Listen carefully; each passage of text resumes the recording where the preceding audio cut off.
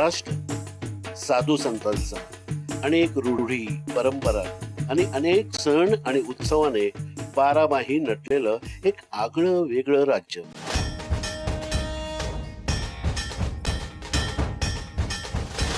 अनेक बोलीभाषा, विविध पोशाख आणि समृद्ध वनश्रीने नटलेलं राज्य. महाराष्ट्राच्या पूर्व किनारपट्टीला कोकण असं म्हटलं जातं. तर अशा या कोकणात आंबा, काजू, फणस, चिंचा, बोर, नारळ, पोफळी अशा अनेक उपयुक्त फळफळांनी नटलेली हिरवीगार वनश्रीने सजलेला सुंदर कोकण.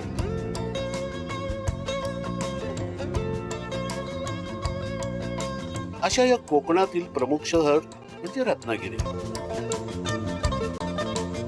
रत्नागिरीचे सुंदर असे वळणावळणाचे प्रशस्त रस्ते आणि दुतर्फा छोट्या मोठ्या कौलारू घरांच्या सुंदरशा वाड्या.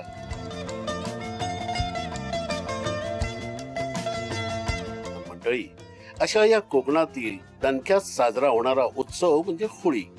या होळीला शिमगा असंही म्हटलं जातं. वाईट गोष्टी अग्नीला अर्पण करून त्यांच्या नावाने बोंबाबोंब करून त्या नाहीशा करणे म्हणजेच शिमगा.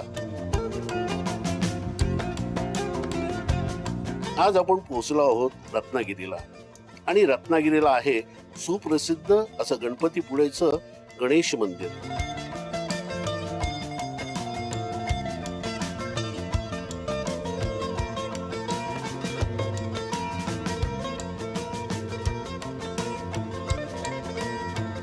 या गणपतीपुळ्यापासून 17 किलोमीटर अंतरावर आहे बोरी हे छोटस गाव. आज आपण पाहणार आहोत या गावात शिमगा म्हणजेच होळी कशी साजरी केली जाते ते.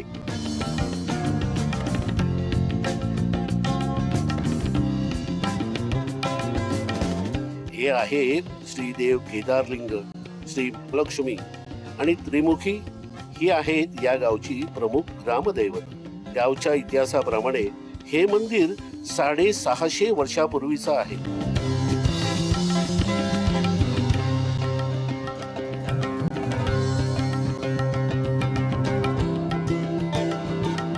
हे देव जे आहेत, हे देव सगळे जर तुम्ही देव बघितले आमच्या गावच्या देवळात आणि राजस्थानचे जर देव तुम्ही बघितले तर त्याच्यामध्ये एक साम्यता तुम्हाला दिसेल. इथे ज्या 12 वाड्या आहेत या ओरी गावामध्ये, हा 12 वाड्या म्हणजे त्यावेळेपासून 12 बलुतेदार त्यांची संगती सोबती यांची सांगड आहे.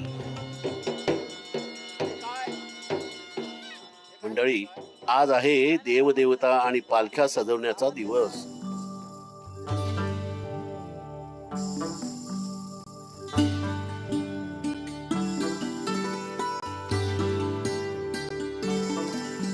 देवीसाठी सोन्याचं मंगळसूत्र, बांगड्या, चेन, सोनसाखळ्या, सोन्याचा कमरपट्टा आणि अलंकारांनी सजवलं जातं.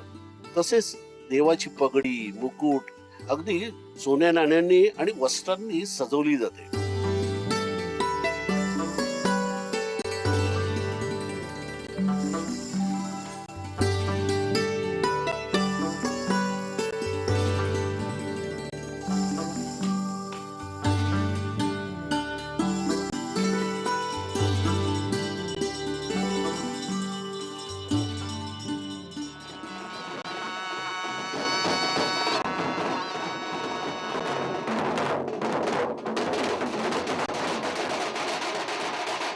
मग ही पालखी वाजत गाजत गाव देवाला 5 प्रदक्षिणा घालून ढोल ताशा, अब्दागिरी, झेंडे नाचवत पालखी चव्हाट्याकडे प्रस्थान करते.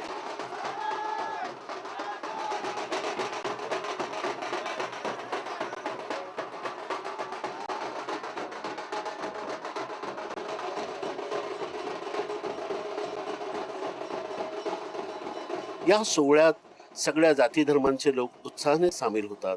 पालखीच्या दर्शनासाठी ती गावातून फिरवली जाते.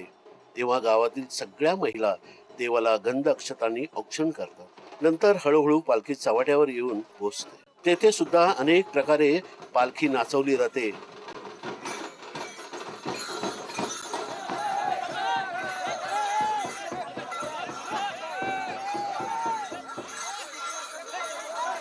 आणि मंडळी बरं का, ही पालखी नाचवण्याचा जो प्रकार आहे ना, तो खरोखरच विलक्षण असतो, अगदी बघण्यासारखा.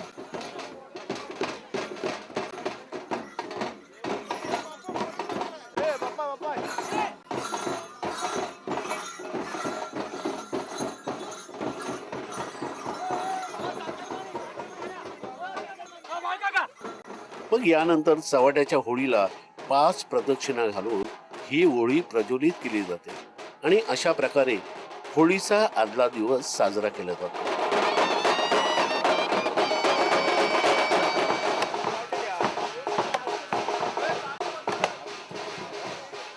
होळीच्या दिवसाची खरी सुरुवात होते ती पहाटेच्या सुमारास. यावेळी एक मोठा सुरमाड तोडला जातो.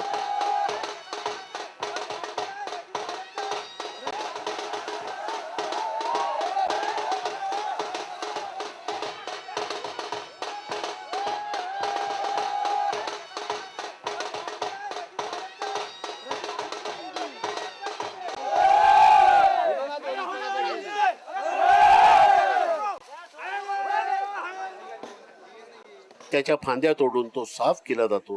हा प्रचंड सुरमाड सगळे गावकरी आपल्या खांद्यावर घेऊन एकत्रितपणे सहाणीच्या दिशेने वाजत गाजत अगदी अनवणी पायाने निघतात.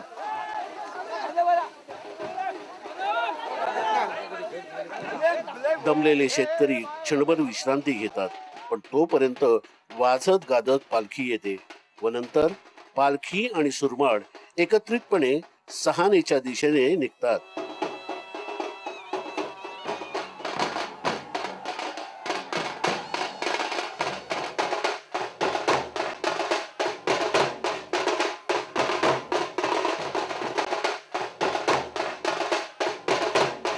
सहानेजवळ एक प्रचंड मोठा दगड ठेवलेला असतो.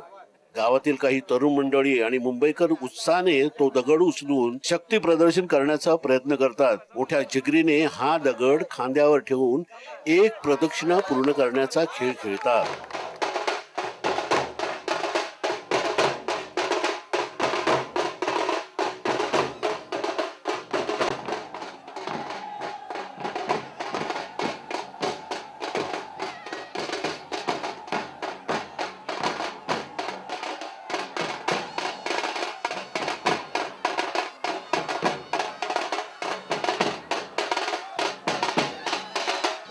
तर दुसरीकडे होळी सजवण्याची तयारी जोरात चाललेली असते.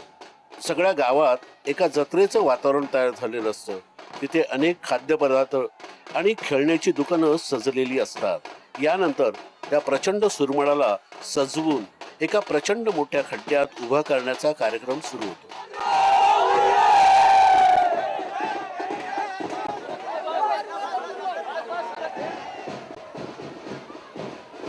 हा खेळ पाहण्यासाठी सगळा गावच नव्हे तर मुंबईवरील चाकरमानी प्रचंड उत्सुकतेने हा खेळ बघत असतात. पुन्हा सहानेवर पालखी नाचवण्याचा खेळ सुरू होतो.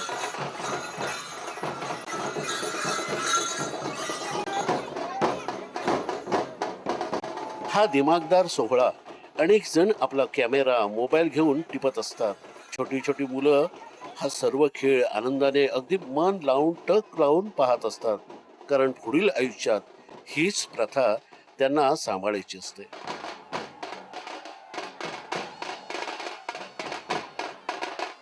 काही काही गावकरी आपल्या नवसाला होळी पावली म्हणून उघड्या अंगाने होळीला 5 प्रदक्षिणा घालीत असतात.